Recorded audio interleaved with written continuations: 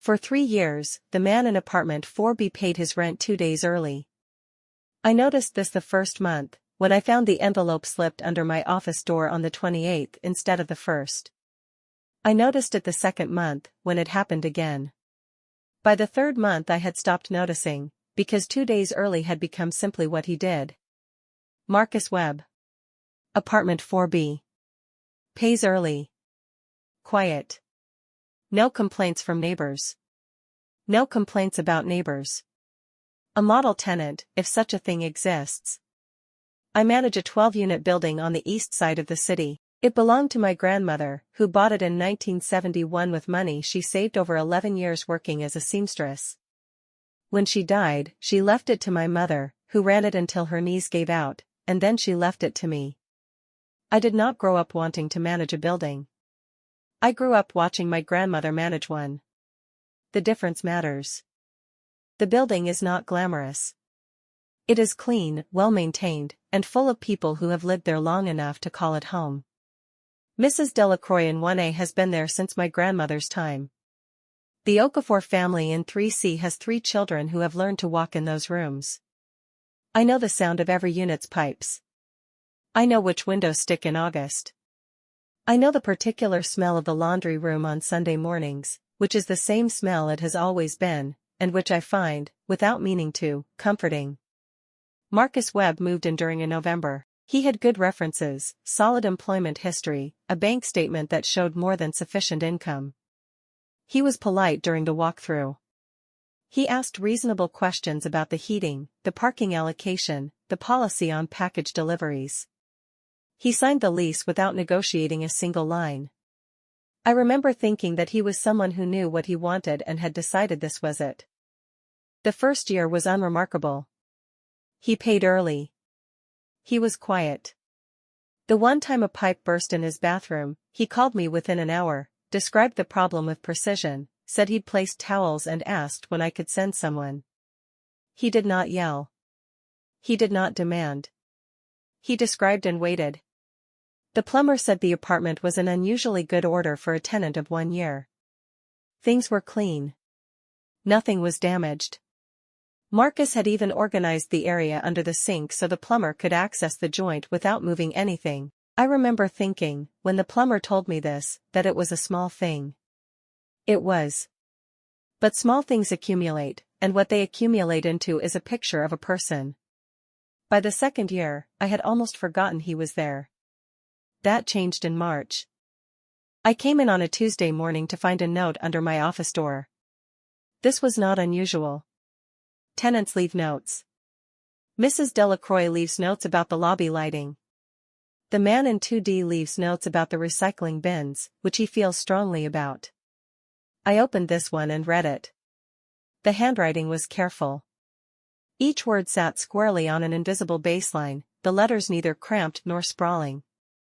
It was the handwriting of someone who had learned to write deliberately and had never stopped. The note said, "I want to let you know that a woman has been living in my apartment for the past 6 weeks. Her name is Renata Solis. She is my girlfriend. I did not want you to notice the change and assume something was wrong. I plan to add her formally to the lease at whatever point you feel is appropriate. Please let me know if there is paperwork." I read it twice. Then I set it on my desk. In 12 years of managing this building, no tenant had ever proactively informed me of a guest's extended stay. Not once. The lease requires it after 30 days. Almost no one does it. I have never, not in 12 years, received a handwritten note. I wrote back that I appreciated him letting me know, that I would prepare an addendum, and that I would need a brief meeting with both of them at their convenience. We met the following Thursday evening. Marcus opened the door and stepped back to let me in.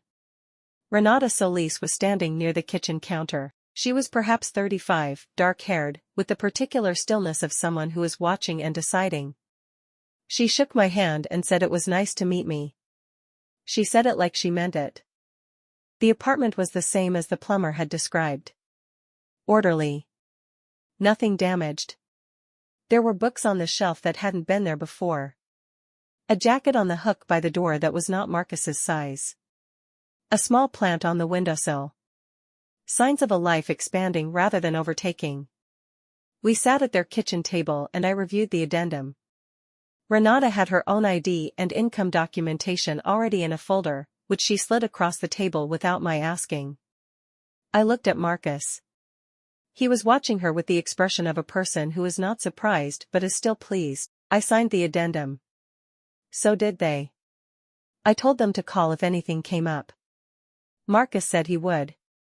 On my way out, Renata said, quietly enough that it might have been to herself, "We'll take care of it." I think she was talking about the apartment. I think she was talking about other things too. The months that followed were the same as the months before. Rent early. No complaints. The only difference was that when I passed the building on weekends, I sometimes heard two voices instead of one through the window of 4B. Nothing loud. The register of ordinary conversation. I did not think about Marcus Webb for a long time after that. Until October, when the woman from 7A knocked on my office door. Her name is Sylvie Brennan. She has lived in 7A for 4 years. She works in pharmaceutical sales, travels frequently, and is the kind of person who sends emails about things she could knock on the door about. Not unkindly. She is simply a person who documents. I have always thought this about her and never minded it. She sat down across from me and folded her hands on the desk. She had a specific quality of composure that people carry when they have prepared themselves to say something they are not entirely comfortable saying. She told me she thought I should know something about Marcus Webb. I waited. She said that she had run into him in the lobby 3 weeks prior. That it was late, around 11, and he had been coming in as she was coming out. That he had been well dressed, which she mentioned because she had never seen him in anything other than casual clothes before. That he had been with a different woman. Not Renata. A different woman, younger, in a green coat, who had gone ahead of him up the stairs while he stopped to check his mailbox. I asked Sylvie what she was suggesting. She said she wasn't suggesting anything. She just thought I should know. She had seen it happen 2 more times after that, always late, always a different woman in the lobby while Renata was presumably not home. She said the word presumably with the careful weight of someone who has chosen it specifically. I thanked her. She left. I sat for a while after she was gone. I am not in the business of what tenants do inside their apartments, within the limits of the law and the lease. Whatever Marcus Webb was or was not doing in his personal life was, in the strictest sense, not my concern. He was not in violation of any clause I could identify. He had added Renata to the lease. He was current. The building was not affected. But there was the note. The handwriting that sat squarely on its invisible baseline. The folder of documents Renata had prepared. The plant on the windowsill. The 2 voices in ordinary conversation. I did not do anything immediately. I am not someone who does things immediately when I am uncertain. 2 weeks later, Renata knocked on my office door. She was wearing her coat, a bag over one shoulder, the look of someone who has either just arrived or is about to leave. She asked if she could speak with me. I said of course. She came in and sat down. She said, "I'm going to be moving out at the end of the month. I wanted to let you know directly and give as much notice as possible." I looked at her. She said her name would need to come off the lease addendum. That she had spoken to Marcus. That everything was amicable. That she did not want to cause any disruption to the building or the paperwork. I asked if she was all right. She looked at me for a moment. It was the look of someone who has been asked that question many times in the past several weeks and has developed different answers for different askers. Then she seemed to decide something. She said, "I found out some things. I'm handling it. I'll be fine." She said it simply, without performance. She was not asking for anything from me. She was informing me of a practical matter and also, incidentally, answering my question. I told her I was sorry to hear it. I meant it. She thanked me, stood, pulled her bag back onto her shoulder, and said, "He'll stay. He's not in any trouble with the building. I want to be clear about that. Whatever he did, it isn't your problem. It's just mine. I said, that's a generous way to frame it. She almost smiled. She said, it's an accurate way to frame it. Then she left. I processed the paperwork. Her name came off the addendum. A week later I saw the movers in the hallway, efficient and quiet, the particular economy of movement of people who have done this many times. Renata Solis moved out on a Saturday. I did not see her again. The following Monday, I did something I had not done in 12 years of managing the building. I pulled Marcus Webb's file and read it from the beginning. The references were all genuine. I had verified them at the time and they held. His employment was real. His income was real. His bank statements were what they appeared to be. Nothing in the file was fabricated. Nothing in the file was wrong. I read it twice and then I set it down and I thought about the note. The careful handwriting. The proactive communication. The folder Renata had prepared that Marcus had known she would prepare, because they had discussed it beforehand, because he was someone who handled things deliberately and communicated in advance. I thought about a person who manages impressions the way my grandmother managed accounts. Precisely. Legibly. With documentation. The rent came on the 29th that month. Still early. I left it in the envelope for a day before opening it. November was quiet. December was quiet. Marcus Webb remained in 4B, paying early, quiet, no complaints from neighbors, no complaints about neighbors. On the second Saturday of January, I was in the lobby replacing a bulb in the overhead fixture when the front door opened and Marcus came in. He was not alone. The woman beside him was perhaps his age, wearing a gray coat, carrying a small bag. She was laughing at something he had just said. He saw me on the step stool and nodded. "Good morning," he said. I said good morning. He continued toward the stairs. The woman in the gray coat said, to me rather than to him, "Beautiful building. I love these old details." She meant the molding along the ceiling, which my grandmother had insisted on preserving. I thanked her.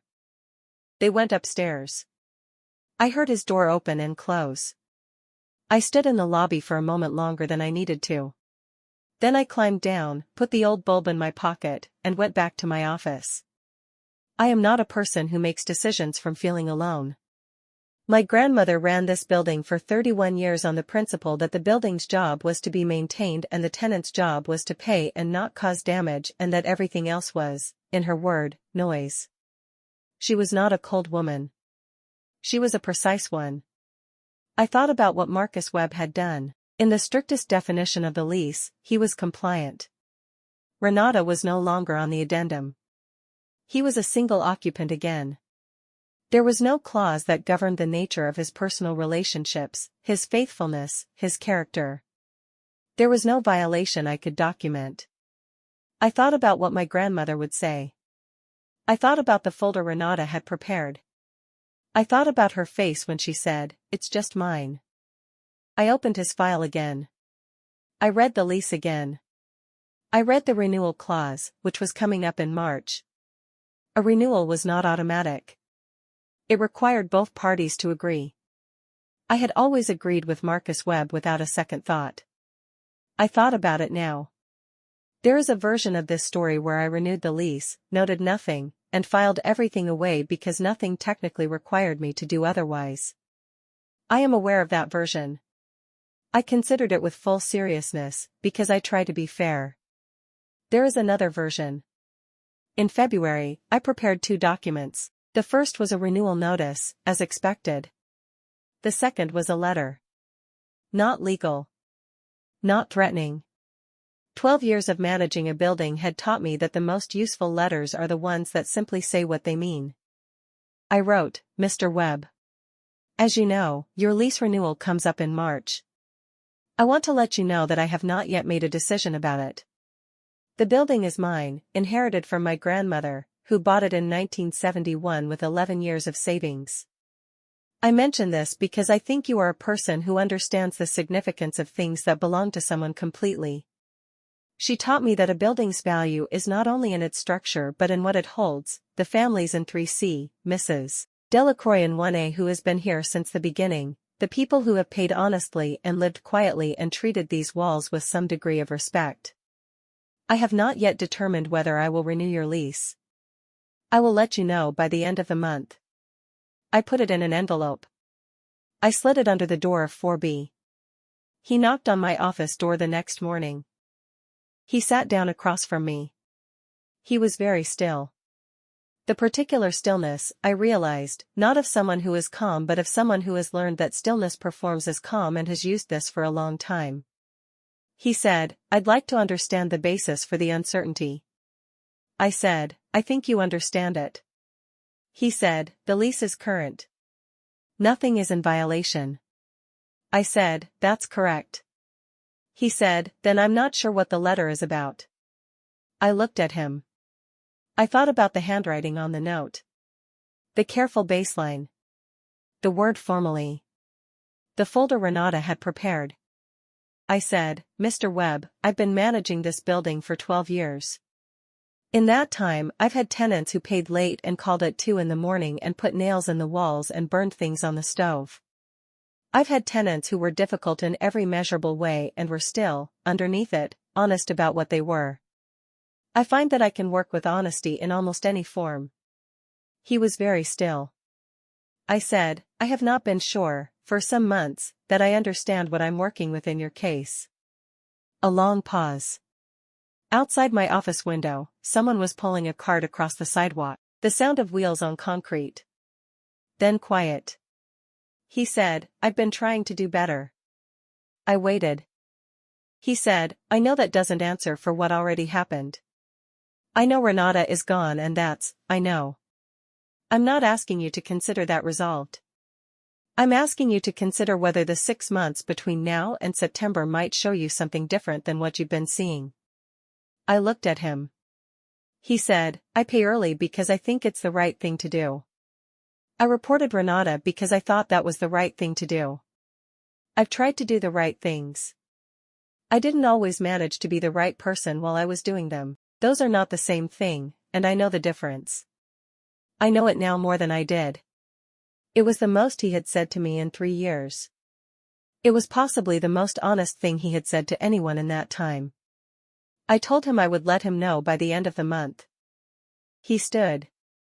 He thanked me. He left. I sat in my office for a while after he was gone. I thought about my grandmother, who bought this building with 11 years of savings and managed it for 31 more. I thought about what she kept and what she let go, and on what basis, and how she knew the difference. I thought about the note on the 28th. I thought about Renata's folder. I thought about what it means to do the right things and not be the right person and to know the difference.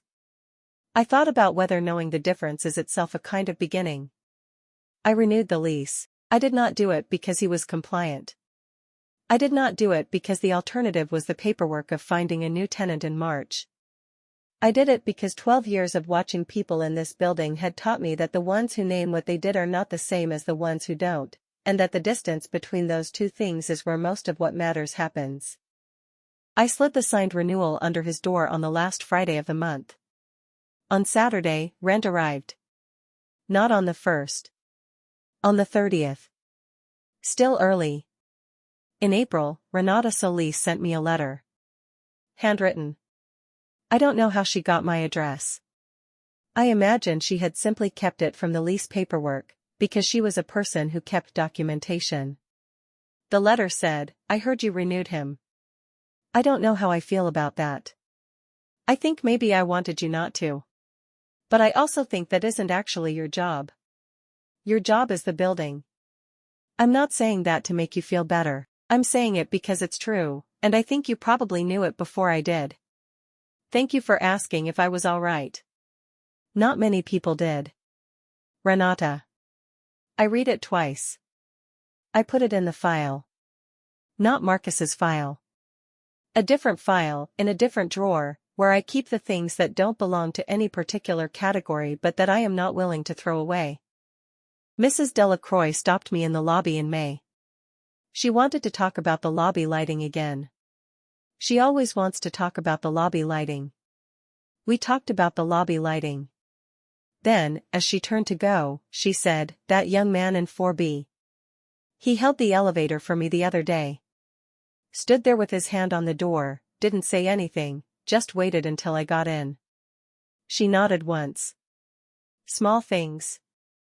I told her I agreed. I thought about my grandmother walking these halls.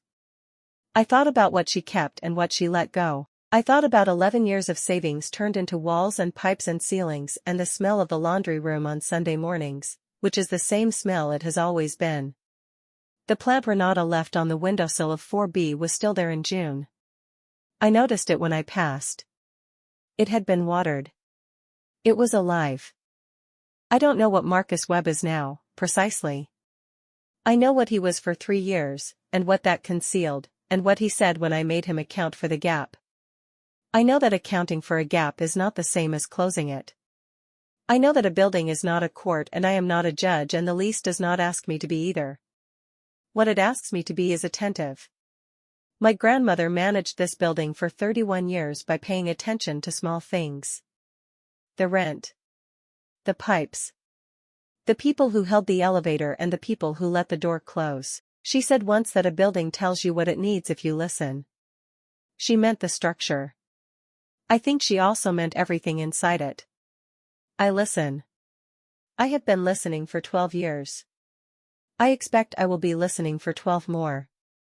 The building is still here. So is apartment 4B. So, for now, is Marcus Webb. We'll see what the small things say.